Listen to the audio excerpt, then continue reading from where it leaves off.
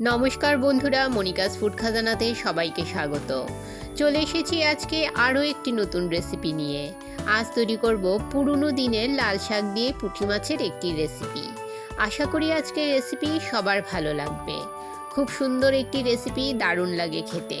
বন্ধুরা বাড়িতে অবশ্যই একবার ট্রাই করে দেখবেন। তাহলে চলুন শুরু করছি আজকের রেসিপি। আমি এখানে 3 আঁটি লাল শাক নিয়েছি। একদম টাটকা লাল শাক বাজার থেকে মাত্র নিয়ে এসেছি। এবারে লাল শাকের যে পেছনের গোড়ার অংশটা আছে, একটা ছুরির সাহায্যে এই গোড়ার অংশটা কেটে বাদ দিয়ে দেব। আমার চ্যানেলে নতুন বন্ধু হয়ে থাকলে চ্যানেলটি সাবস্ক্রাইব করে পাশে থাকা বেল আইকনটি প্রেস করুন আর নোটিফিকেশন অল করুন পরবর্তী ভিডিওর আপডেট পেতে। লাল শাকগুলো আমি এখন খুব ভালো করে ধুয়ে পরিষ্কার করে নিয়ে নিলাম। এবারে লাল শাকগুলোকে আমি ছোট ছোট টুকরো করে কেটে নেব। লাল শাকগুলো একটু লম্বা লম্বা আছে আর ডাঁটাগুলো একটু লম্বা লম্বা আছে, তাই লাল শাকগুলোকে আমি কেটে একটু ছোট টুকরো করে নেব। বন্ধুরা যারা এই পর্যন্ত ভিডিওটি ধৈর্য সহকারে দেখছেন অথচ একটা লাইক দিতে ভুলে গেছেন, তাদের কাছে অনুরোধ, প্লিজ একটা লাইক দিয়ে ভিডিওটি কন্টিনিউ করুন। আপনার একটা লাইক পৌঁছে দিতে পারে আমার রেসিপি আরও বহু মানুষের কাছে। আর নিয়েছি কিছু পুঁটি মাছ। পুঁটি মাছগুলোকে কেটে ধুয়ে পরিষ্কার করে নিয়েছি। এবারে সামান্য নুন ও হলুদ গুঁড়ো দিয়ে পুঁটি মাছগুলো মেরিনেট করে নেব। আপনারা পুঁটি মাছ ছাড়াও যে কোনো ছোট মাছ দিয়ে এই রেসিপিটা তৈরি করতে পারেন। নুন হলুদ দিয়ে পুঁটি মাছগুলো মেখে নিলাম। এবারে কড়াইতে 2 টেবিল চামচ সাদা তেল গরম করে নিয়ে মেখে রাখা পুঁটি মাছগুলো এতে দিয়ে দিলাম। মিডিয়াম ফ্লেমে সমস্ত মাছগুলো হালকা করে ভেজে নেব। মাছ বেশি ভাজার প্রয়োজন নেই, বেশি ভাজলে মাছগুলো শক্ত হয়ে যাবে আর খেতে ভালো লাগবে না। হালকা নেড়ে চেড়ে মাছগুলো ভেজে তুলে নিয়ে কড়াইতে দিয়ে দেব আরও 2 চামচ পরিমাণ সাদা তেল। আর তেল গরম হলে এতে দিয়ে দেব একটা মিডিয়াম সাইজের পেঁয়াজ কুচি।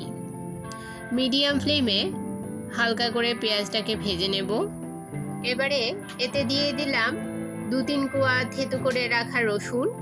পেঁয়াজ আর রসুন সামান্য একটু ভেজে নেব। কিছুক্ষণ নেড়ে চেড়ে ভেজে নিয়ে এতে দিয়ে দিলাম 1 চামচ লাল লঙ্কার গুঁড়ো, 1 চামচ হলুদ গুঁড়ো, 1 চামচ ধনে গুঁড়ো।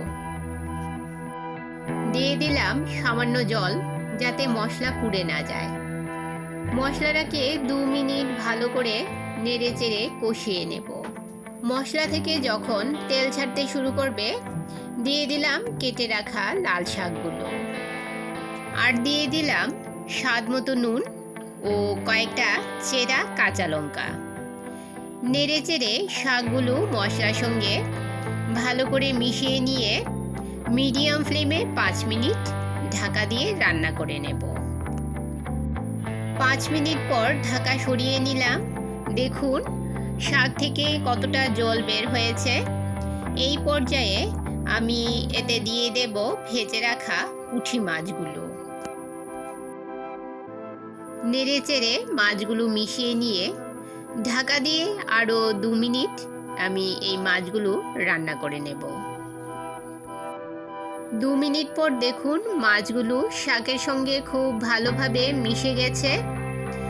এবারে এতে দিয়ে দেব কিছু কুচুনো ধনেপাতা। এই সিজনে বাজারে প্রচুর পরিমাণে ধনেপাতা পাওয়া যায়।